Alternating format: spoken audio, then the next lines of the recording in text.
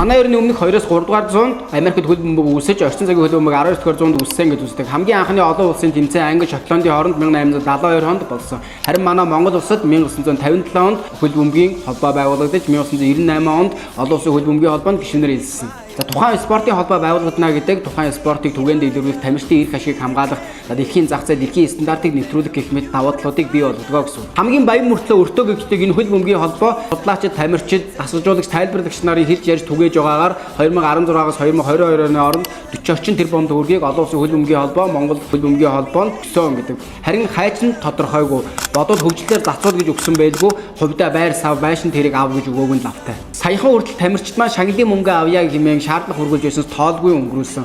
Өмнө нь эмэгтэй тамирчдын эрх ашигуурт хөндөгдөж байсан. Шаардлага тавьсан ажилтаа ажлаас нь халдаг, үйл ажиллагааны тайлбар нэгсэн хүмүүсээ шүүхэд өгдөг гэх мэт үйлдэлүүд удаа дараа гарсаар тамирчдынхаа яг эрх ашигын төлөө яваад байна уу, өөрсдийнхөө эрх мэдэл, эд баялагын төлөө яваад байна уу? Залуус шудраг үнний төлөө дуу хоолойгоо нэгтгэж зөв шийдлийг олох хүртээ тэмцэж чаддаггүй ирсэн. Спортын хувьд яг хитгэн хүн шийдэх ёсгүй.